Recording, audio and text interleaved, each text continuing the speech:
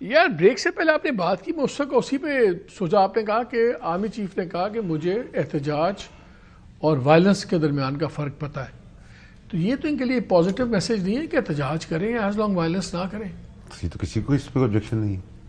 اس پہ کس کو آبجیکشن ہو سکتا ہے؟ گورنمنٹ کا تو ہے. گورنمنٹ جو تیاریاں آ رہی ہیں، لاسٹ ٹائم بھی جو آپ کو پتا ہے انہوں نے کیا شہر بند کرنے تھے، گورنمنٹ خود شہر بند کر رہی تھی. ایز وی اسپیک شروع ہو گئے کنٹینرز لگنے. میں نے آپ کا کامیاب ہونے کا چانس 24 کا صرف مطلب اس کا حاصل حصول کچھ نہیں ہوگا. آپٹکس کی کامیابی گورنمنٹ کا ٹھیکہ ہے اور سیرا بھی اور وہ ہار بھی ہے کہ وہ جتنے بندے لائیں گے وہ اس سے زیادہ کنٹینر لگا دیں گے. تو پھر کسی کو کچھ کرنے کی ضرورت نہیں ہے. دیکھیں میں کہتا ہوں ہمیشہ نقل کے لیے بھی عقل کی ضرورت ہے. یہ جو آپ کا سیاسی بدبودار جنازہ ہے نا ایکسپائرڈ اور شیلف لوگوں کا، وہ اب ایکسیپٹیبل نہیں ہے. آپ کو نئے لوگ لانے پڑیں گے. یہ آپ نہیں لے سکتے. دیکھیں میری بات سنیں، میں بیساکھیوں پہ کھڑا کر سکتا ہوں آپ کو، اپنے کندھے دے سکتا ہوں. وہ کہہ رہے ہیں ہم نئے انداز سے آنے پہ تیار ہیں. نہیں سر، نئے لوگ دیکھیں if Khan is not acceptable then the rest are not acceptable as well. It's very clear.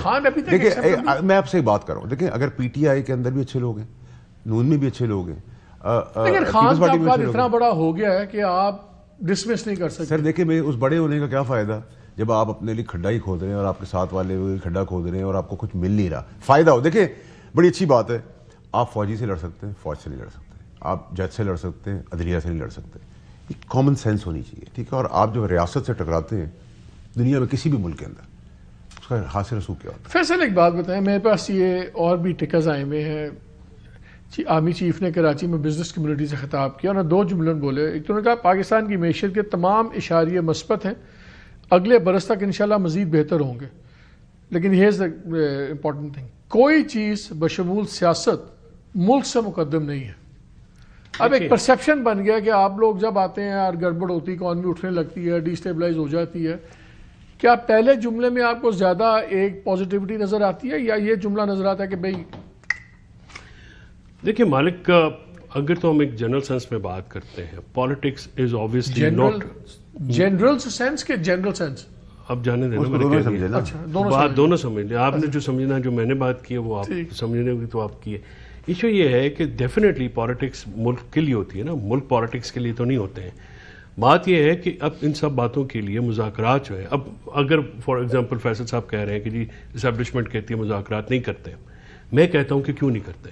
دیکھیے پاکستان کے لیے آپ نے بات کرنی ہے، آپ کسی کے لیے تو بات نہیں کریں گے. مڈ ٹرم پولز پہ کئی بات چیت ہو سکتی ہے. سر میں کہتا ہوں ہر چیز کے اوپر بات ہو سکتی ہے. جب عمران خان نے یہ کہا ہے، آج دیکھیں میں آج کی آپ کو ان کی بات بتاتا ہوں جو میں کوٹ ان کوٹ کہہ رہا ہوں. اس نے انہوں نے کہا کہ یار یہ 3 نکاتی ایجنڈا میرا ہے، 2 تالی دونوں ہاتھوں سے بجتی ہے. جو مذاکرات کرنے آئیں گے وہ بھی اپنا ایجنڈا رکھیں گے، وہ بھی اپنے پوائنٹس دیں گے، ٹھیک ہے کہ جی یہ ہو سکتا ہے، یہ نہیں ہو سکتا. اب ہوتا یہ ہے کہ بات چیت میں جب بھی کوئی بات ہوتی ہے، چاہے 2 فریقین کے درمیان ہو، میرے اور آپ کے درمیان ہو، میرے اور فیصل ہم تینوں کے درمیان ہو، تو ہم نے اپنے ٹرمز اینڈ کنڈیشنز رکھنی ہے نا. اس ٹرمز اینڈ کنڈیشن میں بیئر منیمم کنسنسس ہو سکتا ہے. فار ایگزامپل یہ کہتے ہیں جی کہ خان صاحب کو ریلیز نہیں کرنا. میں یہ کہتا ہوں کہ خان صاحب کو ریلیز کرنا از دا فرسٹ CBM. اگر یہ جو 3 نکات آپ دیکھیں، میرے سے مائی پولیٹیکل انالیسس، آپ یہ کہتے ہیں کہ جی اسٹولن مینڈیٹ واپس کریں، امیڈیٹلی نہیں ہو سکتا. وی آل موڈیلٹیز اس کی ڈفرینٹ ہے. 26 امینڈمنٹ میں کیا چیزیں ریورس ہونے والی، عدلیہ سے متعلق کچھ شکیں. چلیں یہ بھی بات انٹرسٹنگ ہے. 2 minute I want a quick answer from very quickly from both of you. سب سے بڑا مسئلہ ہے مسٹرسٹ کا. ادارہ یہ سمجھتا ہے عمران خان اگر واپس آتے ہیں یا پاور میں آئیں گے یا کہ ایک آڑ پچھاڑ کریں گے، تو ہر کوئی اس وقت اپنی ایگزسٹینشل تھریٹ ہے. ادارے کو اپنا ایگزسٹینشل تھریٹ ہے، جوڈیشری کو اپنا ہے، حکومت کو اپنا ہے، PTI کو اپنا ہے. 2 ہی کمپرومائز ہو سکتے ہیں، ایک مڈ ٹرم پولز، چلیں کچھ عرصہ گورنمنٹ چھوڑے، کچھ عرصہ خان صاحب دیں، اور ایک مڈ ٹرم پولز ہو جائے، اور ایک ہے مسٹرسٹ. یہ 2 چیزوں کا کوئی علاج ہے؟ دونوں کا علاج نہیں ہے. ایک تو یہ میں آپ کے انالیسس سے ڈس ایگری کرتا ہوں ریسپیکٹفلی. دوسرا یہ کہ مسٹرسٹ ختم نہیں ہو سکتا. دیکھیں مسٹرسٹ تو پوری سیاسی جماعتوں میں. میں ابھی ادارے اور عمران کی بات دیکھیں میری بات سنیں، اس میں بڑے اسپیسیفک ہم ہو جاتے ہیں. دیکھیں خان ایک ریالٹی ہے، خان ہی PTI اور PTI خان ہے. لیکن یہ جو ابھی تماشا شروع ہو گیا کہ کسی کا بیٹا آگے ٹیک اوور کر، کسی کی بیٹی، کسی کی بیوی، کسی کا بھائی، یہ ڈرامہ بند ہونا چاہیے. اور اب تو ہم پٹواری بھی نہیں کہہ سکتے نون لیگ کو، نوکروں کی طرح سب کھڑے کا 5000 آدمی لاؤ ورنہ تمہاری چھٹی، تم 20 سال پرانے ہو. بھائی کون ہو؟ ہماری آئیڈیالوجی. جب میں PTI میں تھا، خان صاحب کا بیٹا بھی آگے نہیں کر سکتا تھا، اور یہ خان صاحب نے پروف کیا تھا. اب وہ ڈفرینٹ ہوگی ڈائنامکس.